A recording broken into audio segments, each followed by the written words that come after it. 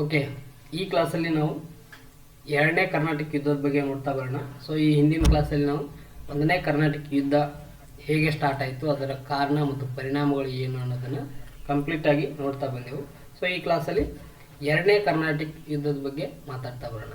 Okay, ಎರಡನೇ ಕರ್ನಾಟಕ ಯುದ್ಧಕ್ಕೆ ಪ್ರಮುಖವಾದಂಥ ಕಾರಣ ಏನಪ್ಪ ಅಂತಂದರೆ, ಸೊ ಭಾರತ ಸ್ಥಳೀಯ ರಾಜ್ಯದಲ್ಲಿ ರಾಜ್ಯವನ್ನು ಪಡೆಯೋಗೋಸ್ಕರ ಅಥವಾ ಅಧಿಕಾರವನ್ನು ಪಡೆಯೋಗೋಸ್ಕರ ಆದಂತಹ ಅಂತಃಕಲಗಳೇ ಪ್ರಮುಖವಾದಂಥ ಈ ಕರ್ನಾಟಕ ಯುದ್ಧಕ್ಕೆ ಕಾರಣ ಆಗ್ತೈತಿ. ಸೊ ಹಾಗಾಗಿನೇ ಹೈದರಾಬಾದ್ ಸಂಸ್ಥಾನದ ಅಧಿಕಾರ ಪಡೆಯೋಗೋಸ್ಕರ ಆದಂಥ ಅಂತಃಕಲ ಮತ್ತು ಆರ್ಕಾಟಿಕ್ ಪ್ರದೇಶದ ಅಧಿಕಾರವನ್ನು ಪಡೆಯೋಗೋಸ್ಕರ ಆದಂಥ ಅಂತಃಕಲಗಳು ಏನಾಗ್ತಾವ ಅಂತಂದರೆ ಎರಡನೇ ಕರ್ನಾಟಕ ಯುದ್ಧದ ಒಂದು ಪ್ರಮುಖವಾದಂಥ ಕಾರಣ ಆಗ್ತವೆ. ಓಕೆ, ಸೊ ಯಾವ ರೀತಿ ಇದು ಅಂತಃಕಲಗಳು ಪ್ರಾರಂಭ ಆದನ್ನು ನಾನು ಹಿಂದಿನ ಕ್ಲಾಸಲ್ಲಿ ಹೇಳ್ತಾ ಬಂದೆ. ಸೊ ಈ ಕ್ಲಾಸಲ್ಲಿ ಅದರ ಸ್ವಲ್ಪ ರಿವಿಷನನ್ನು ಮಾಡ್ಕೊಳ್ಳೋಣ. ಆಮೇಲೆ ಇದೇ ಪ್ರಮುಖವಾದಂಥ ಕಾರಣಕ್ಕೇ ಎರಡನೇ ಕರ್ನಾಟಕ ಯುದ್ಧ ಏನಾಗುತ್ತೆ ಅಂದರೆ ಪ್ರಾರಂಭ ಆಗುತ್ತೆ. ಸೊ ಮೊದಲಿಗೆ ಆರ್ಕಾಟಿಕ್ ಪ್ರದೇಶದ ಅಧಿಕಾರಕ್ಕೋಸ್ಕರ ಆದಂಥ ಅಂತಃಕಲ ಏನಪ್ಪ ಅಂತಂದರೆ, ಆರ್ಕಾಟಿಕ್ ಪ್ರದೇಶ ಹೈದರಾಬಾದ್ ಸಂಸ್ಥಾನದ ಒಂದು ಅಧೀನದಲ್ಲಿ ಬರುವಂಥ ಒಂದು ಪ್ರದೇಶ. ಓಕೆ, ಈ ಪ್ರದೇಶವನ್ನು ದೋಸ್ತ್ ಅಲಿ ಏನು ಮಾಡ್ತಾ ಇರ್ತಾನೆ ಅಂತಂದರೆ ಆಡಳಿತ ಮಾಡ್ತಾ ಇರ್ತಾನೆ. ಸೊ ಈ ಸಂದರ್ಭದೊಳಗೆ ಮರಾಠರು ಏನು ಮಾಡ್ತಾರೆ ಅಂತಂದರೆ ಈ ಪ್ರದೇಶದ ಮೇಲೆ ದಾಳಿಯನ್ನು ಮಾಡಿ ಈ ಪ್ರದೇಶವನ್ನು ವಶಪಡಿಸ್ಕೊತಾರೆ. ಆರ್ಕಾಟ್ ಪ್ರದೇಶವನ್ನು ಮರಾಠರು ವಶಪಡಿಸ್ಕೊತಾರೆ. ಸೊ ಈ ದಾಳಿಯಲ್ಲಿ ದೋಸ್ತ್ ಅಲಿಯನ್ನು ಸಾಯಿಸಿ ಚಂದಾ ಸಾಹೇಬ್ ಇವನು ದೋಸ್ತ್ ಅಲಿ ಅಳಿಯ ಇವನನ್ನು ಏನು ಮಾಡ್ತಾರೆ ಅಂತಂದರೆ ಬಂಧಿಸ್ತಾರೆ. ಓಕೆ, ಇವನನ್ನು ಬಂಧಿಸ್ತಾರೆ. ಆ ಸಂದರ್ಭದೊಳಗೆ ಏನು ಮಾಡ್ತಾರೆ ಅಂತಂದರೆ ದೋಸ್ತ್ ಅಲಿಯ ಮಗ ಸಫರ್ ಅಲಿ ಏನು ಮಾಡ್ತಾರೆ ಅಂತಂದರೆ ಮರಾಠರಿಗೆ 1 ಕೋಟಿ ರೂಪಾಯಿಯನ್ನು ಕೊಟ್ಟು 1 ಕೋಟಿ ನಗದು ರೂಪಾಯಿಯನ್ನು ಕೊಟ್ಟು ಏನು ಮಾಡ್ತಾರೆ ಅಂತಂದರೆ ಈ ಆರ್ಕಾಟ್ ಪ್ರದೇಶವನ್ನು ಬಿಡಿಸ್ಕೊತಾನೆ. ಅಲ್ಲಿ ಇವನು ಆಡಳಿತವನ್ನು ಮಾಡ್ತಾ ಬರ್ತಾನೆ. ಸೊ ಈ ಸಂದರ್ಭದೊಳಗೆ ಏನಾಗುತ್ತೆ ಅಂತಂದರೆ ಸಫರ್ ಅಲಿಯ ಸಹೋದರನಾದಂಥ ಅಲಿ ಮುರ್ತಾ ಬಂಬಾವ್ ಏನು ಮಾಡ್ತಾನೆ ಅಂತಂದರೆ ಈ ಸಫರ್ ಅಲಿಯನ್ನು ಸಾಯಿಸಿ ಆರ್ಕಾಟ್ ಪ್ರದೇಶವನ್ನು ಇವನು ಆಡಳಿತ ಮಾಡ್ತಾನೆ.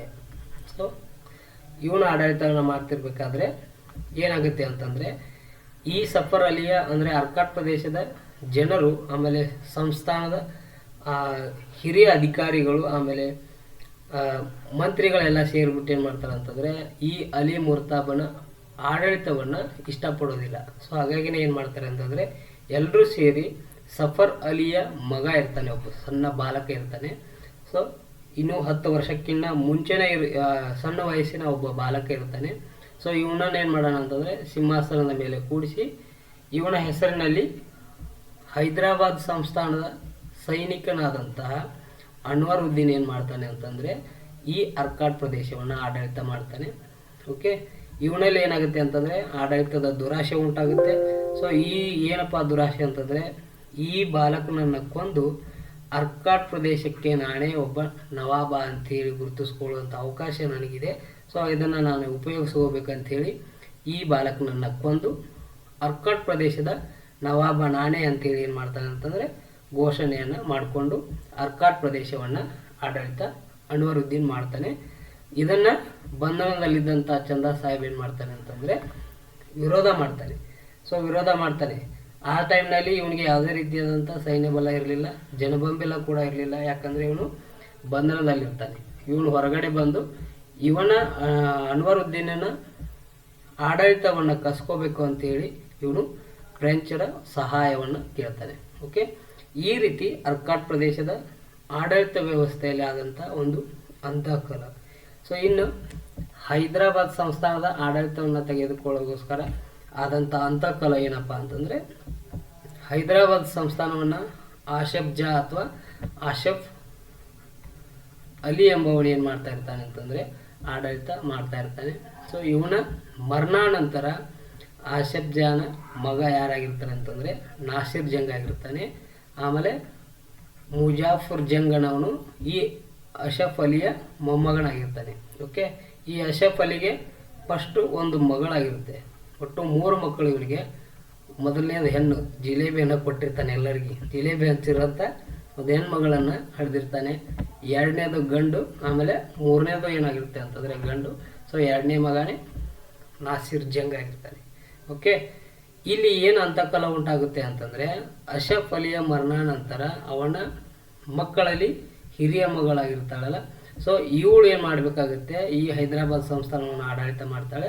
ಸೊ ನಮ್ಮಮ್ಮನ ಪರವಾಗಿ ನಾನು ಆಡಳಿತ ಮಾಡ್ತೀನಿ ಅಂತೇಳಿ ಮುಜಾಫರ್ ಜಂಗ್ ಬರ್ತಾನೆ. ಸೊ ಅದನ್ನು ಅದನ್ನು ವಿರೋಧ ಮಾಡಿಕೊಂಡು ನಾಸಿರ್ ಜಂಗ್ ನಾನೇ ಮೊದಲ ಹಿರಿಯ ಮಗ ಆಗ್ತೀನಿ, ಸೊ ಹಾಗಾಗಿ ನಾನೇನು ಮಾಡಬೇಕು, ಈ ಹೈದರಾಬಾದ್ ಸಂಸ್ಥಾನವನ್ನು ಆಡಳಿತ ಮಾಡ್ತೀನಿ ಅಂತೇಳಿ ಪರಸ್ಪರ ಇವರಿಬ್ಬರ ನಡುವೆ ಅಂತಃಕಲಹಗಳು ಉಂಟಾಗ್ತವೆ. ಸೊ ಇಲ್ಲಿ ಏನಾಗುತ್ತೆ ಅಂತಂದರೆ ನಾಸಿರ್ ಜಂಗ್ ಬ್ರಿಟಿಷರ ಹತ್ರ ಹೋಗಿ ಸಹಾಯವನ್ನು ಕೇಳ್ಕೊತಾನೆ, ಮುಜಾಫರ್ ಜಂಗ್ ಫ್ರೆಂಚರ ಹತ್ರ ಹೋಗಿ ಸಹಾಯವನ್ನು ಕೇಳ್ಕೊತಾನೆ. ಸೊ ಈ ರೀತಿ ಅಂತಃಕಲಹಗಳು ಯಾರ್ಯಾರ ನಡುವೆ ಆಗಿರುತ್ತೆ ಅಂತಂದರೆ ಈ ಹೈದರಾಬಾದ್ ಸಂಸ್ಥಾನದ ಅಧಿಕಾರವನ್ನು ಬಯಸಿದಂಥ ನಾಸಿರ್ ಜಂಗ್ ಮತ್ತು ಮುಜಾಫರ್ ಜಂಗ್ ನಡುವೆ ಅರ್ಕಾಟ್ ಪ್ರದೇಶದ ಆಡಳಿತ ಬಯಸಿದಂಥವರಲ್ಲಿ ದೋಸ್ತಲಿಯ ಮಗ ಆದಂಥ ದೋಸ್ತಲಿಯ ಹಳೆಯನಾದಂಥ ಚಂದಾ ಸಾಹೇಬ್ ಮತ್ತು ಇವರುಗಳ ನಡುವೆ ಏನಾಗಿರುತ್ತೆ ಅಂತಂದರೆ ಚಂದಾ ಸಾಹೇಬ್ ಮತ್ತು ಅನ್ವರ್ ಉದ್ದೀನನ ನಡುವೆ ಅಂತಃಕಲಹಗಳು ಉಂಟಾಗಿರುತ್ತವೆ. ಸೊ ಇದು ಒಂದು ಪ್ರಮುಖವಾದಂಥ ಒಂದು ಹಿನ್ನೆಲೆ ಎರಡನೇ ಕರ್ನಾಟಿಕ್ ಯುದ್ಧಕ್ಕೆ. ಓಕೆ, ಇಲ್ಲಿ ಏನಾಗುತ್ತೆ ಅಂತಂದರೆ ಇಲ್ಲಿ ನೋಡ್ಕೊಳ್ರಿ ನೀವು, ಚಂದಾ ಸಾಹೇಬ್ ಮತ್ತು ಮುಜಾಫರ್ ಜಂಗ್ ಇವರು ಫ್ರೆಂಚರ ಸಂಘದವರು. ಇವ್ರು ಏನು ಮಾಡ್ತಾರೆ, ನಾವು ಫ್ರೆಂಚರ ಹತ್ರ ಹೋಗ್ತೀವಿ ಅಂತಾರೆ. ಅನ್ವರ್ ಉದ್ದೀನ್ ಮತ್ತು ನಾಸಿರ್ ಜಂಗ್ ಇವ್ರು ಯಾರು ಸಂಘದವರು ಅಂತಂದರೆ ಬ್ರಿಟಿಷರ ಸಂಘದವರು. ಓಕೆ, ಬ್ರಿಟಿಷರ ಸಂಘದವರು. ಇಲ್ಲಿದೆ ನೋಡ್ಕೊಳ್ರಿ, ಚಂದಾ ಸಾಹೇಬ್ ಮತ್ತು ಮುಜಾಫರ್ ಜಂಗ್ ಇವರು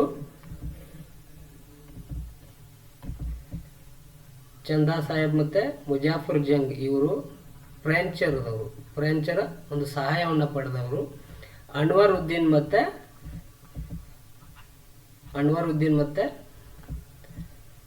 ನಾಸಿರ್ ಜಂಗ್ ಇವರು ಬ್ರಿಟಿಷರ ಒಂದು ಸಹಾಯವನ್ನು ಪಡೆದುಕೊಂಡಿರ್ತಾರೆ. ಸೊ ಈ ಸಂದರ್ಭದೊಳಗೆ ಮೊದಲನೇ ಎಕ್ಸ್ಲಾ ಚಾಪೆಲ್ ಒಪ್ಪಂದದ ಪ್ರಕಾರ ಬ್ರಿಟಿಷರು ಮತ್ತು ಫ್ರೆಂಚರು ಸ್ಥಳೀಯರ ಅವರ ಆಡಳಿತದಲ್ಲಿ ಮೂಗು ತೂರಿಸೋ ಹಾಗಿಲ್ಲ ಅಂತೇಳಿ ಒಂದು ಒಪ್ಪಂದ ಆಗಿರುತ್ತೆ. ಸೊ ಹಾಗಾಗಿನೇ ಬ್ರಿಟಿಷರು ಏನಾಗಿರ್ತಾರೆ ಅಂದರೆ ಸುಮ್ಮನೆ ಇರ್ತಾರೆ. ಸೊ ಈ ಸಂದರ್ಭದೊಳಗೆ ಡೂಪ್ಲೆ ಏನು ಮಾಡ್ತಾನೆ ಅಂತಂದರೆ ಈ ಆರ್ಕಾಟ್ ಪ್ರದೇಶದ ಒಂದು ದುರ್ಬಲ ಆಡಳಿತ ವ್ಯವಸ್ಥೆ ಮತ್ತು ಹೈದರಾಬಾದ್ ಸಂಸ್ಥಾನದ ಒಂದು ದುರ್ಬಲ ಆಡಳಿತ ವ್ಯವಸ್ಥೆಯನ್ನು ನಾವು ಏನು ಮಾಡ್ಕೋಬಹುದು, ಲಾಭವನ್ನು ಪಡಿಬಹುದು ಅಂತ ಹೇಳಿ ಏನು ಮಾಡ್ತಾನೆ ಅಂತಂದರೆ ಚಂದಾ ಸಾಹೇಬ್ ಮತ್ತು ಮುಜಾಫರ್ ಜಂಗನ ಹತ್ರ ಒಂದು ರಹಸ್ಯವಾದ ಒಪ್ಪಂದವನ್ನು ಮಾಡ್ಕೊತಾನೆ. ಸೊ ಈ ಒಪ್ಪಂದ ಯಾರಿಗೂ ಗೊತ್ತಾಗೋದಿಲ್ಲ. ಸೊ ನಾನು ನಿಮ್ಗೆ ಏನು ಮಾಡ್ತೀನಿ ಅಂತಂದರೆ ಚಂದಾ ಸಾಹೇಬನಿಗೆ ನಿನಗೆ ಆರ್ಕಾಟ್ನ ನವಾಬನನ್ನಾಗಿ ನಾನು ಮಾಡ್ತೀನಿ, ಮುಜಾಫರ್ ಜಂಗಿಗೆ ನಿನಗೆ ಹೈದರಾಬಾದ್ನ ಅರಸನನ್ನಾಗಿ ನಾನು ಮಾಡ್ತಾ ಇದ್ದೀನಿ, ನೀವಿಬ್ಬರು ಅದಕ್ಕೆ ತಾನೇ ಹೊಡೆದಾಡ್ತಿರೋದು. ಸೊ ನಾನೇ ಅದನ್ನು ನಿಮ್ಗೆ ಹೆಲ್ಪ್ ಮಾಡ್ತೀನಿ ಇಂಡೈರೆಕ್ಟಾಗಿ ಅಂತೇಳಿ ಒಂದು ರಹಸ್ಯವಾದಂಥ ಒಪ್ಪಂದವನ್ನು ಡೂಪ್ಲೆ ಮಾಡ್ಕೋತಾನೆ. ಓಕೆ, ಈ ಒಂದು ರಹಸ್ಯವಾದ ಒಪ್ಪಂದ ಯಾರಿಗೆ ಗೊತ್ತಾಗುತ್ತೆ ಅಂತಂದರೆ ಅನ್ವರ್ ಉದ್ದೀನ್ಗೆ ಗೊತ್ತಾಗುತ್ತೆ. ಈ ಅನ್ವರ್ ಉದ್ದೀನ್ ಏನು ಮಾಡ್ತಾ ಇರ್ತಾನೆ ಈ ಸಂದರ್ಭದಲ್ಲಿ ಅಂತಂದರೆ ಅರ್ಕಾಟ್ ಪ್ರದೇಶವನ್ನು ಇವನು ಆಡಳಿತ ಮಾಡ್ತಾ ಇರ್ತಾನೆ. ಅರ್ಕಾಟ್ ಪ್ರದೇಶವನ್ನು ಇವನು ಆಡಳಿತ ಮಾಡ್ತಾ ಇರ್ತಾನೆ. ಇದು ಡೂಪ್ಲೆ ಮಾಡಿಕೊಂಡಂಥ ಒಂದು ರಹಸ್ಯ ಒಪ್ಪಂದ ಇವನಿಗೆ ಗೊತ್ತಾಗುತ್ತೆ. ಸೊ ಹಾಗಾಗಿ ಇವನು ಏನು ಮಾಡ್ತಾನೆ ಅಂತಂದರೆ 1749 ಆಗಸ್ಟ್ 9ರಂದು ಅಂಬೂಲಿ ಎಂಬ ಪ್ರದೇಶದಲ್ಲಿ ಅಂಬೂಲಿ ಕಾಳಗವನ್ನು ಏನು ಮಾಡ್ತಾನೆ ಅಂತಂದರೆ ಇವನು ಸಾರ್ತಾನೆ. ಯಾರ ಮೇಲೆ? ಡೂಪ್ಲೆ ಮೇಲೆ. ಓಕೆ, ಎಕ್ಸ್ಲಾ ಚಾಪಲ್ ಒಪ್ಪಂದದ ಪ್ರಕಾರ ನೀನು ಪರಸ್ಪರ ಆಡಳಿತದಲ್ಲಿ ಮೂಗು ತೋರಿಸಬಾರ್ದು, ಯಾಕೆ ನೀನು ಇದನ್ನು ಮಾಡಿದೆ ಅಂತೇಳಿ ಇದರಿಂದಾಗಿ ಏನು ಮಾಡ್ತಾನೆ ಅನ್ವರ್ ಉದ್ದೀನ್ ಡೂಪ್ಲೆ ಮೇಲೆ 1749 ಆಗಸ್ಟ್ 9ರಂದು ಅಂಬೂಲಿ ಎಂಬ ಪ್ರದೇಶದಲ್ಲಿ ಅಂಬೂಲಿ ಕಾಳಗವನ್ನು ಸಾರ್ತಾನೆ. ಓಕೆ, ಈ ಕಾಳಗದಲ್ಲಿ ಅನ್ವರ್ ಉದ್ದೀನ್ ಏನಾಗ್ತಾನೆ ಅಂತಂದರೆ ಸಾಯ್ತಾನೆ. ಸೋತು ಈ ಕಾಳಗದಲ್ಲೇ ಅವನನ್ನು ಕೊಲ್ತಾರೆ ಅಥವಾ ಇವನು ಸಾಯ್ತಾನೆ. ಓಕೆ, ಈ ಅನ್ವರ್ ಉದ್ದೀನನ ಒಂದನೇ ಮಗ ಈ ಯುದ್ಧದಲ್ಲಿ ಏನಾಗ್ತಾನೆ ಅಂತಂದರೆ ಓಡಿ ಹೋಗ್ತಾನೆ. ಒಂದನೇ ಮಗ ಓಡಿ ಹೋಗ್ತಾನೆ. ಅವನ ಎರಡನೇ ಮಗನಾದಂತಹ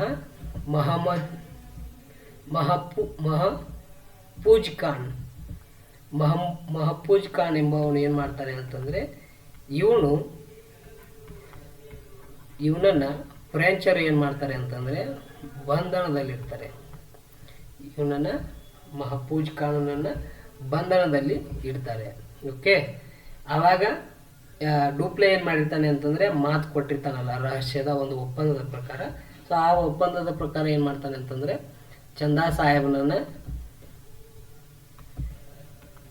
ಸಾಹೇಬನನ್ನು ಅರ್ಕಾಟದ ನವಾಬನನ್ನಾಗಿ ಮಾಡ್ತಾನೆ. ಚಂದಾ ಸಾಹೇಬನನ್ನು ಅರ್ಕಾಟದ ನವಾಬನನ್ನಾಗಿ ಮಾಡ್ತಾನೆ. ಸೊ ಇದರಿಂದ ಖುಷಿ ಆದಂಥ ಚಂದಾ ಸಾಹೇಬ್ ಏನು ಮಾಡ್ತಾನೆ ಅಂತಂದರೆ ಪಾಂಡಿಚೇರಿ ಫ್ರೆಂಚರ ಒಂದು ಪ್ರಸಿದ್ಧವಾದಂಥ ವ್ಯಾಪಾರ ಸ್ಥಳ ಆಗಿರುತ್ತೆ. ಓಕೆ, ಇದೇ ಕೂಡ ಅವರ ರಾಜಧಾನಿಯನ್ನಾಗಿ ಕೂಡ ಮಾಡ್ಕೊಂಡಿರ್ತಾರೆ. ಇದರ ಸುತ್ತಮುತ್ತಲಿನ 80 ಗ್ರಾಮಗಳನ್ನು ಏನು ಮಾಡ್ತಾನೆ ಅಂತಂದರೆ ಇವನು ಫ್ರೆಂಚರಿಗೆ ಬಿಟ್ಕೊಟ್ಬಿಡ್ತಾನೆ. ಸೊ ನನಗೆ ನೀವು ಹೆಲ್ಪ್ ಮಾಡಿರಿ, ನನಗಂತೂ ಖುಷಿಯಾಗಿದೆ, ಏನು ಬೇಕು ಅದು ಕೇಳ್ರಿ ಅಂತ ಹೇಳಿಬಿಟ್ಟು ಈ 80 ಗ್ರಾಮಗಳನ್ನು ಏನು ಮಾಡ್ತಾನೆ ಅಂತಂದರೆ ಫ್ರೆಂಚರಿಗೆ ಬರೆದು ಕೊಡ್ತಾನೆ. ಆಮೇಲೆ ಮುಜಾಫರ್ ಜಂಗಿಗೆ ಏನು ಕೊಡ್ತಾರೆ ಅಂತಂದರೆ ಹೈದರಾಬಾದನ ಸುಬೇದಾರನನ್ನಾಗಿ ಮಾಡ್ತಾರೆ. ಯಾಕೆ ಅಂತಂದರೆ ಈ ಸಂದರ್ಭದಲ್ಲಿ ಇನ್ನು ಹೈದರಾಬಾದ ಸಂಸ್ಥಾನವನ್ನು ಅದರ ವಿರುದ್ಧ ಯುದ್ಧ ಸಾರಿರೋದಿಲ್ಲ. ಸೊ ಹಾಗಾಗಿನೇ ಈ ಅರ್ಕಾಟ್ ಪ್ರದೇಶದ ಒಂದು ದಾಳಿ ಅಥವಾ ಅನ್ವರ್ ಉದ್ದೀನನ ಮೇಲೆ ನಡೆದಂಥ ದಾಳಿಯಲ್ಲಿ ಈ ಮುಜಾಫರ್ ಜಂಗಿಗೆ ಹೈದರಾಬಾದ್ನ ಸುಬೇದಾರರನ್ನಾಗಿ ಮಾಡುವಂಥ ಒಂದು ಅಧಿಕಾರ ಸಿಗುತ್ತೆ. ಸೊ ಹಾಗಾಗಿನೇ ಇವ್ರಿಗೆ ಏನು ಮಾಡ್ತಾರೆ ಅಂತಂದರೆ ಮುಜಾಫರ್ ಜಂಗನ್ನು ಹೈದರಾಬಾದ್ನ ಸುಬೇದಾರರನ್ನಾಗಿ ಮಾಡ್ತಾರೆ ಡೂಪ್ಲೆ ಅವರು. ಓಕೆ, ಇದರಿಂದ ಏನಾಗುತ್ತೆ ಅಂತಂದರೆ ಸೋತಿರ್ತಾರಲ್ಲ ನಾಸಿರ್ ಜಂಗ್ ಮತ್ತು ಅನ್ವರ್ ಉದ್ದೀನನ ಮಗ ಮಹಫೂಜ್ ಖಾನ್, ಇವರಿಬ್ಬರು ಸೇರಿಬಿಟ್ಟು ನಾವಿಬ್ಬರು ಒಂದಾಗೋಣ, ನಾವಿಬ್ಬರು ಸೇರಿಬಿಟ್ಟು ಡೂಪ್ಲೆ ವಿರುದ್ಧ ಏನು ಮಾಡೋಣ ಅಂತಂದರೆ ಇವರಿಬ್ಬರು ಒಂದಾಗಿ ಡೂಪ್ಲೆ ವಿರುದ್ಧ ಏನು ಮಾಡ್ತಾರೆ ಅಂತಂದರೆ ಯುದ್ಧವನ್ನು ಮಾಡ್ತಾರೆ.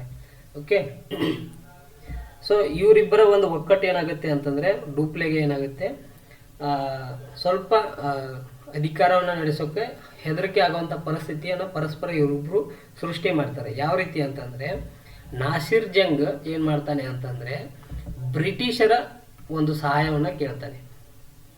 ಈ ರೀತಿ ನನಗೆ ಆಡಳಿತ ತಗೋಬೇಕಾಗೈತಿ, ಸೊ ನೀವು ನನಗಾಗಿ ಹೆಲ್ಪ್ ಮಾಡಿರಿ ಅಂತೇಳಿ ನಾಸಿರ್ ಜಂಗ್ ಏನು ಮಾಡ್ತಾನೆ ಅಂತಂದರೆ ಬ್ರಿಟಿಷ್ ಅಧಿಕಾರಿ ಆದಂಥ ಲಾರೆನ್ಸ್ರನ್ನು ಏನು ಮಾಡ್ತಾನೆ ಅಂದರೆ ಸಹಾಯವನ್ನು ಕೇಳ್ತಾನೆ. ಮತ್ತು ಮರಾಠರ ಮುರಾರಿಯರನ್ನು ಕೂಡ ಇವನೇನು ಮಾಡ್ತಾನೆ ಸಹಾಯವನ್ನು ಕೇಳ್ತಾನೆ. ಈ ಇಬ್ಬರ ಸಹಾಯವನ್ನು ಪಡ್ಕೊಂಡು ಏನು ಮಾಡ್ತಾನೆ ಅಂತಂದರೆ ಜಿಂಜಿ ಎಂಬ ಪ್ರದೇಶದಲ್ಲಿ ಜಿಂಜಿ ಕಾಳಗವನ್ನು ಮಾಡ್ತಾನೆ. ಜಿಂಜಿ ಎಂಬ ಪ್ರದೇಶದಲ್ಲಿ ಜಿಂಜಿ ಕಾಳಗವನ್ನು ನಾಸಿರ್ ಜಂಗ್ ಮಾಡ್ತಾನೆ ಡೂಪ್ಲೆಯ ವಿರುದ್ಧ ಜಿಂಜಿ ಎಂಬ ಕಾಳಗವನ್ನು ಮಾಡ್ತಾನೆ. ಸೊ ಈ ಕಾಳಗದೊಳಗೆ ಏನಾಗುತ್ತೆ ಅಂತಂದರೆ ನಾಸಿರ್ ಜಂಗಿಗೆ ಜಯ ಆಗುತ್ತೆ, ಈ ಯುದ್ಧದಲ್ಲಿ ಗೆಲ್ತಾನೆ. ಸೊ ಈ ಯುದ್ಧದಲ್ಲಿ ಗೆದ್ದಂಥ ಒಂದು ಪರಿಣಾಮವಾಗಿ ಚಂದಾ ಸಾಹೇಬ್ ಏನು ಮಾಡ್ತಾನೆ ಅಂತಂದರೆ ಅವನ ಪ್ರಾಣ ಉಳಿಸ್ಕೋಗೋಸ್ಕರ ಪಾಂಡಿಚೇರಿಗೆ ಓಡಿ ಹೋಗ್ಬಿಡ್ತಾನೆ ಅವನು. ಸೊ ಇಲ್ಲಿದ್ರೆ ನನಗೆ ಇವರು ಸಾಯಿಸ್ಬಿಡ್ತಾರೆ ಅಂತೇಳಿ ಇವನೇನು ಮಾಡ್ತಾನೆ ಅಂತಂದರೆ ಪಾಂಡಿಚೇರಿಗೆ ಓಡಿ ಹೋಗ್ಬಿಡ್ತಾನೆ. ಸೊ ಈ ಓಡಿ ಹೋಗುವಂಥ ಸಂದರ್ಭದೊಳಗೆ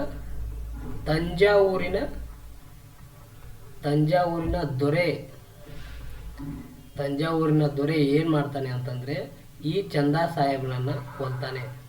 ಸೊ ತಂಜಾವೂರಿನ ದೊರೆ ಏನು ಮಾಡ್ತಾನೆ ಅಂತಂದರೆ ಈ ಚಂದಾ ಸಾಹೇಬನನ್ನು ಕೊಲೆ ಮಾಡ್ತಾನೆ. ಆಮೇಲೆ ಈ ಸುಬೇದಾರನನ್ನಾಗಿ ಮಾಡಿರ್ತಾರಲ್ಲ ಹೈದರಾಬಾದ್ ಸಂಸ್ಥಾನದ ಸುಬೇದಾರನನ್ನಾಗಿ ಮುಜಾಫರ್ ಜಂಗನ ನೇಮಕ ಮಾಡಿರ್ತಾರಲ್ಲ, ಸೊ ಇವನನ್ನು ಏನು ಮಾಡ್ತಾರೆ ನಾಸಿರ್ ಜಂಗ್ ಎಂಬವನು ಬಂಧನವನ್ನು ಮಾಡ್ತಾನೆ. ಓಕೆ, ಇದರ ಒಂದು ಪರಿಣಾಮವಾಗಿ ಏನಾಗುತ್ತೆ ಅಂತಂದರೆ ನಾಸಿರ್ ಜಂಗ್ ಈ ಯುದ್ಧದೊಳಗೆ ಗೆಲ್ತಾನೆ ಮತ್ತು ಅಧಿಕಾರವನ್ನು ಪಡೆದುಕೊಳ್ತಾನೆ. ಓಕೆ, ಸೊ ಈ ರೀತಿ ಏನು ಮಾಡುತ್ತೆ ಅಂತಂದರೆ ಪರಸ್ಪರ ಯುದ್ಧವನ್ನು ಮಾಡಿಕೊಂಡು ಅಧಿಕಾರಕ್ಕೋಸ್ಕರ ಜಗಳ ಆಗ್ತಾ ಇರುತ್ತೆ. ಸೊ ಈ ಸಂದರ್ಭದಲ್ಲಿ ಡೂಪ್ಲೆ ಏನು ಮಾಡ್ತಾನೆ ಅಂತಂದರೆ ಇವಾಗ ಅಧಿಕಾರ ಯಾರ ಕೈಗೆ ಬಂದಿರ್ತೈತಿ, ನಾಸಿರ್ ಜಂಗನ ಕೈಯೊಳಗೆ ಅಧಿಕಾರ ಬಂದಿರುತ್ತೆ. ಸೊ ಹಾಗಾಗಿನೇ ಸೋತಂತ ಡೂಪ್ಲೆ ಏನು ಮಾಡ್ತಾನೆ ಅಂತಂದರೆ ಒಂದು ಕುತಂತ್ರವನ್ನು ಮಾಡ್ತಾನೆ. ಏನಪ್ಪ ಕುತಂತ್ರ ಅಂತಂದರೆ ಕಡಪದ ಪಠಾಣನೊಬ್ಬನಿಂದ ಅಂದರೆ ಕಡಪದ ಪಠಾಣನೊಂದಿಗೆ ಏನು ಮಾಡ್ತಾನೆ ಅಂತಂದರೆ ಅವನಿಗೆ ಒಂದಿಷ್ಟು ಸಂಚನ್ನು ಹೂಡಿಕೊಟ್ಟು ಆ ಸಂಚಿನ ಪ್ರಕಾರ ಏನು ಮಾಡು ನೀನು ನಾಸಿರ್ ಜಂಗ್ನನ್ನು ಕೊಲ್ಲು ಅಂಥೇಳಿ ಒಂದು ಕುತಂತ್ರವನ್ನು ಮಾಡ್ತಾನೆ. ಸೊ ಯಾವಾಗ ಅಂತಂದರೆ 1750ರಲ್ಲಿ ಕಡಪದ ಪಠಾಣನೊಬ್ಬ ಏನು ಮಾಡ್ತಾನೆ ಅಂತಂದರೆ ನಾಸಿರ್ ಜಂಗ್ನನ್ನು ಕೊಲೆ ಮಾಡ್ತಾನೆ. ಓಕೆ, ನಾಸಿರ್ ಜಂಗ್ನನ್ನು ಕೊಲೆಯನ್ನು ಮಾಡ್ತಾನೆ. ಅವಾಗ ಅಧಿಕಾರ ಯಾರ ಕೈಗೆ ಬರುತ್ತೆ ವಾಪಸ್ ಅಂತಂದರೆ ಡೂಪ್ಲೆ ಕೈಗೆ ಅಧಿಕಾರ ವಾಪಸ್ ಬರುತ್ತೆ. ಓಕೆ, ಇದಾದ ನಂತರ ಏನು ಮಾಡ್ತಾನೆ ಅಂತಂದರೆ ಅವನ ಈ ಡೂಪ್ಲೆ ಸಂಘದವ್ರು ಯಾರು ಇರ್ತಾರೆ, ಒಬ್ಬನು ಮುಜಾಫರ್ ಜಂಗ್ ಇರ್ತಾನೆ, ಇನ್ನೊಬ್ಬ ಚಂದಾ ಸಾಹೇಬ್ ಇರ್ತಾನೆ. ಚಂದಾ ಸಾಹೇಬ್ ಏನಾದ ಆಲ್ರೆಡಿ ಸತ್ತೋದ. ಚಂದಾ ಸಾಹೇಬ್ ಮತ್ತು ಮುಜಾಫರ್ ಜಂಗ್ ಇವರಿಬ್ಬರು ಡೂಪ್ಲೆ ಸಂಘದವರಾಗಿರ್ತಾರೆ. ಬ್ರಿಟಿಷರ ಸಂಘದವರು ನಾಸಿರ್ ಜಂಗ್ ಮತ್ತು ಅನ್ವರುದ್ದೀನ್ ಖಾನ್ ಇವರು ಬ್ರಿಟಿಷರ ಸಂಘದವರಾಗಿರುತ್ತೆ. ಸೊ ಹಾಗಾಗಿ ಅಧಿಕಾರ ಮತ್ತೆ ಯಾರಿಗೆ ಬರುತ್ತೆ, ಡೂಪ್ಲೆಗೆ ಬರುತ್ತೆ. ಡೂಪ್ಲೆಗೆ ಅಧಿಕಾರ ಬಂದಾದಮೇಲೆ ಮುಜಾಫರ್ ಜಂಗ್ನ ಏನು ಮಾಡ್ತಾನೆ, ಹೈದರಾಬಾದ್ ಸಂಸ್ಥಾನದ ಸಂಸ್ಥಾಪಕನಾಗಿ ಹೈದರಾಬಾದ್ ಸಂಸ್ಥಾನದ ಒಂದು ಸಿಂಹಾಸನವನ್ನು ಏರಿಸ್ತಾನೆ. ಸೊ ಇದರ ಒಂದು ಖುಷಿಗೋಸ್ಕರ ಮುಜಾಫರ್ ಜಂಗ್ ಏನು ಮಾಡ್ತಾನೆ ಅಂತಂದರೆ ಫ್ರೆಂಚರಿಗೆ 50,000 ಪೌಂಡ್ ಹಣವನ್ನು ಕೊಡ್ತಾನೆ. ಆಮೇಲೆ ಪ್ರತಿ ವರ್ಷವೂ 1 ಲಕ್ಷ ಆದಾಯ ಕೊಡುವಂತಹ ಮಚಲಿಪಟ್ಟಣ ಪ್ರದೇಶವನ್ನು ಬಿಟ್ಟು ಕೊಡ್ತಾನೆ. ಮಚಲಿಪಟ್ಟಣ ಪ್ರದೇಶವನ್ನು ಫ್ರೆಂಚರಿಗೆ ಈ ಮುಜಾಫರ್ ಜಂಗ್ ಬಿಟ್ಟು ಕೊಡ್ತಾನೆ. ಸೊ ಇದಕ್ಕಾಗಿನೇ ಏನು ಮಾಡ್ತಾನೆ ಅಂದರೆ ಡೂಪ್ಲೆ ಏನು ಮಾಡ್ತಾನೆ ಅಂದರೆ, ಸಾಕು ನಾನು ನಿಮ್ಮ ಸಂಘದವ್ರಿಗೆ ನಾನೆಲ್ಲ ನಿಮ್ಗೆ ಹೆಲ್ಪ್ ಮಾಡಿ ಸಾಕು, ಸೊ ನನ್ನ ಪರವಾಗಿ ಏನು ಮಾಡೋಣ ಅಂತಂದರೆ ಬುಸ್ಸಿ ಎಂಬ ವ್ಯಕ್ತಿಯನ್ನು ನಾನು ನಿಮ್ಮ ಸಂಸ್ಥಾನದಲ್ಲಿ ಬಿಡ್ತೀನಿ. ಇವನು ನಿನಗೆ ಯಾವುದೇ ರೀತಿಯಾದಂಥ ಸಹಾಯ ಬೇಕಾದರೆ ಇವನು ಮಾಡ್ತಾನೆ ಅಂತ ಹೇಳಿಬಿಟ್ಟು ಡೂಪ್ಲೆ ಬುಸ್ಸಿಯನ್ನು ಯಾರ ಆಸ್ಥಾನಕ್ಕೆ ಕಳಿಸ್ತಾನೆ, ಮುಜಾಫರ್ ಜಂಗನ ಆಸ್ಥಾನಕ್ಕೆ ಕಳಿಸ್ತಾನೆ. ಓಕೆ, ಈಗ ಈ ರೀತಿ ಅಧಿಕಾರವನ್ನು ಯಾರು ಪಡೆದುಕೊಂಡಿರ್ತಾರೆ ಅಂತಂದರೆ ಈ ಸಮಯದಲ್ಲಿ ಮುಜಾಫರ್ ಜಂಗ್ ಹೈದರಾಬಾದ್ ಸಂಸ್ಥಾನದ ಒಂದು ಅಧಿಕಾರವನ್ನು ಪಡೆದುಕೊಂಡಿರ್ತಾನೆ. ಓಕೆ, ಇವನು ಮುಜಾಫರ್ ಜಂಗ್ ಏನು ಮಾಡ್ತಾ ಇರ್ತಾನೆ, ಆಡಳಿತದಲ್ಲಿ ಒಂದು ವ್ಯವಸ್ಥಿತವಾದಂಥ ಆಡಳಿತ ವ್ಯವಸ್ಥೆಯನ್ನು ಮಾಡೋದಿಲ್ಲ. ಸೊ ಹಾಗಾಗಿನೇ ಏನು ಮಾಡ್ತಾರೆ, ಅಲ್ಲಿಯ ಸ್ಥಳೀಯ ಎಲ್ಲ ಪ್ರದೇಶದ ಜನರು ಸೇರಿಬಿಟ್ಟು ಪ್ರಮುಖವಾಗಿ ಅಂತಂದರೆ ಕಡಪ ಮತ್ತು ಕರ್ನೂಲ್ ಪ್ರದೇಶದ ಅಸಂತುಷ್ಟರು ಅಂತಂದರೆ ಇವಾಗ ಒಬ್ಬ ರಾಜ್ಯ ತನ್ನ ರಾಜ್ಯದಲ್ಲಿ ಒಂದು ವ್ಯವಸ್ಥಿತವಾದಂಥ ಆಡಳಿತ ವ್ಯವಸ್ಥೆಯನ್ನು ಮಾಡಲಿಲ್ಲ ಅಂತಂದರೆ ಸೊ ಅಸಮಾಧಾನ ಆಗಿರ್ತಾರಲ್ಲ ವ್ಯಕ್ತಿಗಳು. ಸೊ ಅಂಥವರೆಲ್ಲರೂ ಸೇರಿಬಿಟ್ಟು ಪ್ರಮುಖವಾದಂತೆ ಕಡಪ ಮತ್ತು ಕರ್ನೂಲ್ ಪ್ರದೇಶದ ಜನರು ರಾಯಚೂಟಿ ಎಂಬ ಪ್ರದೇಶದೊಳಗೆ ಮುಜಾಫರ್ ಜಂಗ್ನ ಬರೀ ಕೈಲೇ ಹೊಡೆದೇ ಸಾಯಿಸ್ತಾರೆ. ಇಷ್ಟೆಲ್ಲ ಜನರು ಸೇರಿಬಿಟ್ಟು ಮುಜಾಫರ್ ಜಂಗ್ನ ಕೈಲಿ ಹೊಡೆದೇ ಸಾಯಿಸಿಬಿಡ್ತಾರೆ. ಸೊ ಹಾಗಾಗಿನೇ ಮುಜಾಫರ್ ಜಂಗ್ನ ಒಂದು ಸಂಸ್ಥಾನದಲ್ಲಿ ಡೂಪ್ಲೆ ಯಾರನ್ನ ಕಳಿಸಿರ್ತಾನೆ, ಆಡಳಿತವನ್ನು ನಿನಗೇನಾರು ಕಷ್ಟ ಬಂದಾಗ ಇವನು ಸಹಾಯ ಮಾಡ್ತಾನೆ ಅಂತೇಳಿ ಬುಸ್ಸಿಯನ್ನು ಕಳಿಸಿರ್ತಾನಲ್ಲ. ಸೊ ಈ ಬುಸ್ಸಿ ಏನು ಮಾಡ್ತಾನೆ ಅಂತಂದರೆ ಆಶಫ್ ಜಾ ಅಥವಾ ಆಶಫ್ ಅಲಿ. ಸೊ ಓಕೆ, ನಾ ಇದನ್ನು ಮೊದಲೇ ಹೇಳಿದ್ದೀನಿ. ಆಶಫ್ ಜಾ ಯಾರಪ್ಪ ಅಂತಂದರೆ ಈ ಹೈದರಾಬಾದ್ ಸಂಸ್ಥಾನದ ಮೊದಲ ಸಂಸ್ಥಾಪಕ ಆಗಿರ್ತಾನಲ್ಲ. ಸೊ ಹಾಗಾಗಿ ಇವನಿಗೆ 3 ಮಕ್ಕಳು ಅಂತ ನಾನು ಹೇಳಿದೆ ಯಾವಾಗಲೇ. ಓಕೆ, ಒಂದನೇದವಳು ಹೆಣ್ಮಗಳು, ಜಿಲೇಬಿಯನ್ನು ಕೊಡುವಂಥ ಹೆಣ್ಮಗಳು ನಡೆದಿರ್ತಾನೆ. ಆಮೇಲೆ 2ನೇದವ ನಾಸಿರ್ ಜಂಗ್ ಆಗಿರ್ತಾನೆ. 3ನೇದವ ಅಂಥೇಳಿ ನಾನು ಒಟ್ಟು 3 ಮಕ್ಕಳು ಅಂತ ಹೇಳಿದ್ನಲ್ಲ. ಸೊ ನಾಸಿರ್ ಜಂಗ್ನು ಸತ್ತ. ಆಮೇಲೆ ಹೆಣ್ಣು ಮಗಳ ಮಗ ಮುಜಾಫರ್ ಜಂಗ್ನು ಕೂಡ ಸತ್ತ. ಸೊ ಹಾಗಾಗಿನೇ ಈ ಬುಸ್ಸಿ ಏನು ಮಾಡ್ತಾನೆ ಅಂತಂದರೆ 3ನೇ ಮಗ ಆದಂತಹ ಸಲಾಬತ್ ಜಂಗನ್ನು ಏನು ಮಾಡ್ತಾನೆ ಅಂತಂದರೆ ಈ ಹೈದರಾಬಾದ್ ಸಂಸ್ಥಾನದ ಒಂದು ರಾಜನನ್ನಾಗಿ ನೇಮಕ ಮಾಡ್ತಾನೆ. ಓಕೆ, ಇವನಿಗೆ ಖುಷಿ ಆಗುತ್ತೆ ಇವಾಗ. ಓಕೆ, ಈ ಸಲಾಬತ್ ಜಂಗ್ ಅಂದರೆ ನಮ್ಮ ಅಣ್ಣ ಆಗಲಿ ಆಮೇಲೆ ನಮ್ಮ ಅಕ್ಕನ ಮಗ ಆಗಲಿ ಇವ್ರು ಏನು ಮಾಡಿದ್ರು, ಹೊಡೆದಾಡಿ ಅಧಿಕಾರಕ್ಕೋಸ್ಕರ ಹೊಡೆದಾಡಿ ಸತ್ತೋಗ್ಬಿಟ್ರು. ಈ ಬುಸ್ಸಿ ಏನು ಮಾಡಿಬಿಟ್ಟ, ನನಗೆ ಹಾಗೆ ಬಂದು ಯಾವುದೇ ಕಷ್ಟ ಇಲ್ದಂಗೆ ನನಗೆ ಅಧಿಕಾರವನ್ನು ಕೊಟ್ಟ ಅಂತೇಳಿ ಇವನೇನಾಗ್ಬಿಡ್ತಾನೆ ಅಂತಂದರೆ ಖುಷಿಯಾಗಿಬಿಡ್ತಾನೆ.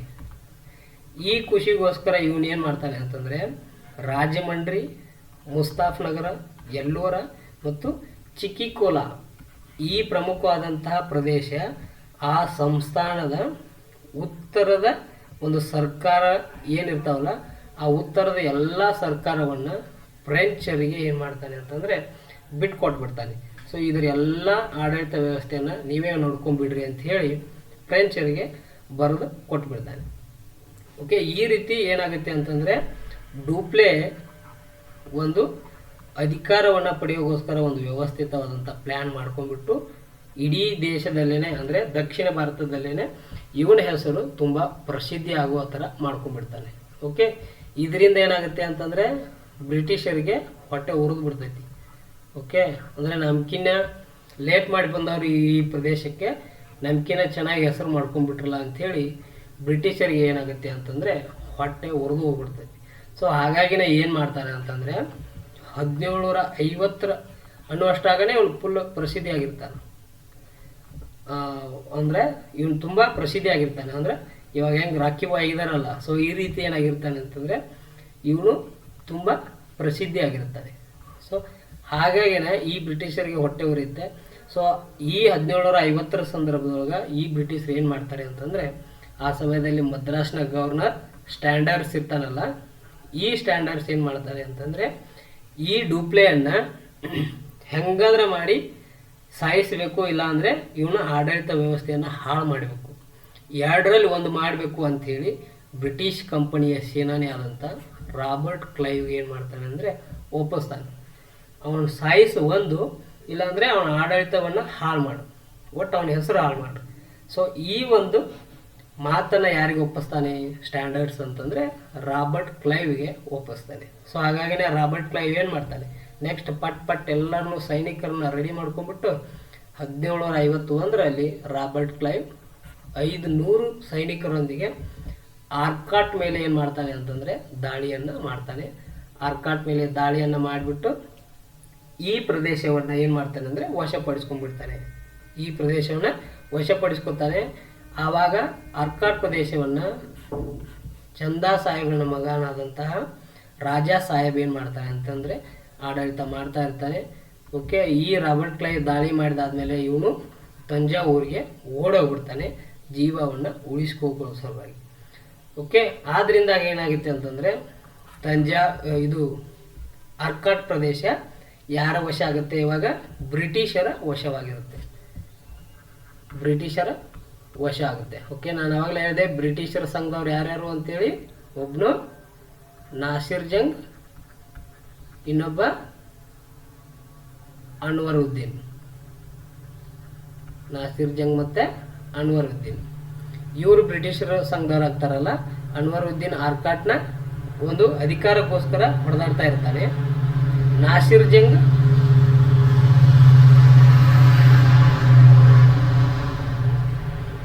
ಅನ್ವರುದ್ದೀನ್ ಆರ್ಕಾಟ್ನ ಒಂದು ಪ್ರದೇಶಕ್ಕೋಸ್ಕರ ಹೊಡೆದಾಡ್ತಾ ಇರ್ತಾನೆ. ನಾಸಿರ್ ಜಂಗ್ ಏನು ಮಾಡ್ತಾ ಇರ್ತಾನೆ ಅಂತಂದರೆ ಈ ಹೈದರಾಬಾದ್ ಸಂಸ್ಥಾನದ ಅಧಿಕಾರವನ್ನು ಪಡೆಯೋಕ್ಕೋಸ್ಕರ ಹೊಡೆದಾಡ್ತಾ ಇರ್ತಾನೆ. ಸೊ ಹಾಗಾಗಿನೇ ಇಲ್ಲಿ ಏನು ಮಾಡ್ತಾರೆ ಬ್ರಿಟಿಷರು, ಇವಾಗ ಆರ್ಕಾಟ್ ಪ್ರದೇಶವನ್ನು ವಶಪಡಿಸ್ಕೊತಾರೆ. ಸೊ ಹಾಗಾಗಿನೇ ಅನ್ವರ್ ಉದ್ದೀನಿನ ಮಗನಾದಂತಹ ಮೊಹಮ್ಮದ್ ಅಲಿಯನ್ನು ಏನು ಮಾಡ್ತಾರೆ ಅಂತಂದರೆ ಈ ಆರ್ಕಾಟ್ ಪ್ರದೇಶದ ಒಬ್ಬ ನವಾಬನನ್ನಾಗಿ ಮಾಡ್ತಾರೆ.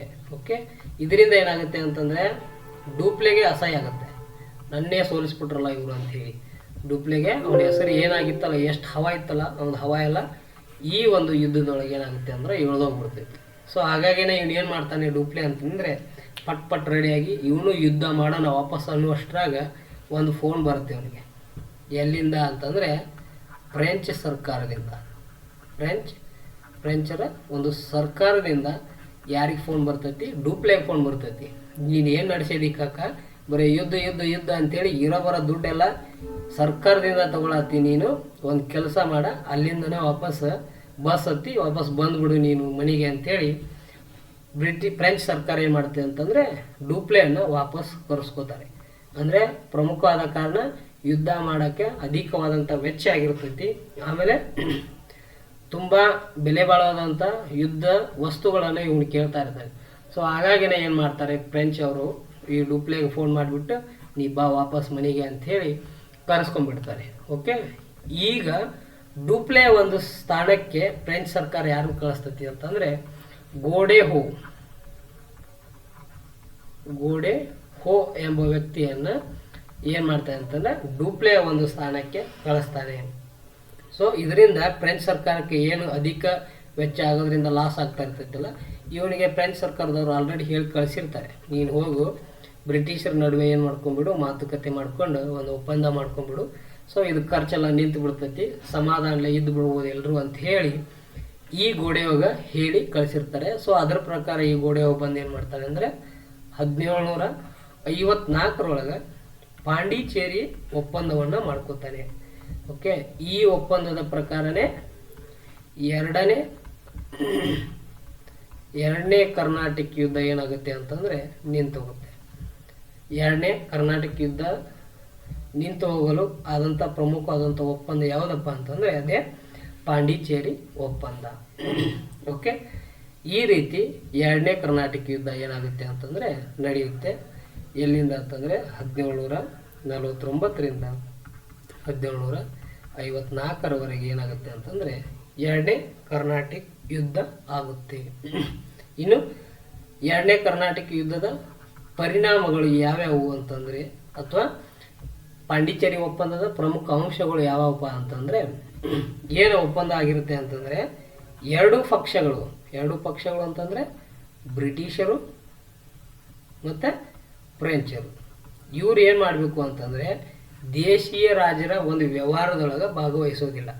ನೀವು ಅವ್ರ ತಂಟೆಗೆ ಹೋಗ್ಬೇಡ್ರಿ, ನಾವು ಅವ್ರ ತಂಟೆಗೆ ಹೋಗಂಗಿಲ್ಲ, ನೀವು ಸಮಾಧಾನದಿಂದ ಇರಿ, ನಾವು ಸಮಾಧಾನದಿಂದ ಇರ್ತೀವಿ ಅನ್ನೋದು ಈ ಒಂದು ಒಪ್ಪಂದದಲ್ಲಿ ಇರ್ತೈತಿ. ಆಮೇಲೆ ಎರಡನೇದೇನಪ್ಪ ಅಂತಂದರೆ, ನೀವು ಯಾರ್ಯಾರನ್ನ ನಮ್ಮ ಕಡೆ ಸೈನಿಕರನ್ನ ಕೈದಿಗಳನ್ನಾಗಿ ಸೆರೆ ಹಿಡಿದಿರಲ್ಲ ಅವ್ರನ್ನ ನೀವು ಬಿಡ್ರಿ, ನಿಮ್ಮ ಕಡೆ ಅವ್ರನ್ನ ನಾವು ಬಿಡ್ತೀವಿ, ಪರಸ್ಪರ ಏನು ಮಾಡೋಣ ಅಂತಂದರೆ ವಿನಿಮಯ ಮಾಡಿಕೊಂಡು ನಮ್ಮವ್ರು ನಾವು ಕಳಿಸ್ತೀವಿ, ನಿಮ್ಮವ್ರು ನೀವು ಕಳಿಸ್ರಿ ಅಂಥೇಳಿ ಯುದ್ಧ ಕೈದಿಗಳನ್ನು ಪರಸ್ಪರ ವಿನಿಮಯವನ್ನು ಮಾಡ್ಕೋತಾರೆ. ಓಕೆ, ಇನ್ನೊಂದು ಪ್ರಮುಖವಾದದ್ದು ಏನಪ್ಪ ಅಂತಂದರೆ ಸಲಾಬತ್ ಜಂಗ್. ಇವನು ಅಶಫ್ ಜಾನ 3ನೇ ಮಗ. ಇವನೇನು ಮಾಡ್ತಾನೆ ಅಂತಂದರೆ ಇವನನ್ನು ಹೈದರಾಬಾದನ ಸಂಸ್ಥಾನದ ನಿಜಾಮನನ್ನಾಗಿ ಮಾಡ್ರಿ, ಅಥವಾ ಹೈದರಾಬಾದ್ ಸಂಸ್ಥಾನದ ಒಂದು ಅರಸನನ್ನಾಗಿ ಇವನೇ ಇರಲಿ ಅಂತೇಳಿ ಈ ಒಪ್ಪಂದದಲ್ಲಿ ಇರ್ತೈತಿ. ಮೊಹಮ್ಮದ್ ಅಲಿ ಇವನು ಅರ್ಕಾಟ್ನ ನವಾಬನ ಆಗಿರಲಿ ಅಂಥೇಳಿ ಈ ಒಂದು ಪಾಂಡಿಚೇರಿ ಒಪ್ಪಂದದಲ್ಲಿ ಇರುತ್ತೆ. ಓಕೆ, ಈ ಪ್ರಮುಖ 3 ಅಂಶಗಳು ಪಾಂಡಿಚೇರಿ ಒಪ್ಪಂದದೊಳಗಿರ್ತವೆ. ಏನು ಇವನು ಡುಪ್ಲೆ ಹೋಗಿರ್ತಾನಲ್ಲ, ಇವನು ಬಂದು ಒಂದು ಮಾತು ಹೇಳ್ತಾನೆ. ಏನಪ್ಪ ಅಂತಂದರೆ, ಗೋಡೆ ಹೋ ಮಾಡಿಕೊಂಡಂಥ ಈ ಒಪ್ಪಂದ ರಾಷ್ಟ್ರದ ಅಗೌರವಕ್ಕೂ ಮತ್ತು ರಾಷ್ಟ್ರದ ನಿರ್ನಾಮಕ್ಕೂ ಒಂದು ಸಹಿ ಹಾಕಿದಂಗೆ ಆಯಿತು ಅಂಥೇಳಿ ಗೋಡೆ ಹೋ ಒಂದು ಮಾತನ್ನು ಹೇಳ್ತಾನೆ. ಇಷ್ಟು ಎರಡನೇ ಕರ್ನಾಟಕ ಯುದ್ಧ. ಇನ್ನು 3ನೇ ಕರ್ನಾಟಕ ಯುದ್ಧವನ್ನು ನೆಕ್ಸ್ಟ್ ಕ್ಲಾಸಲ್ಲಿ ನೋಡ್ತಾ ಬರೋಣ.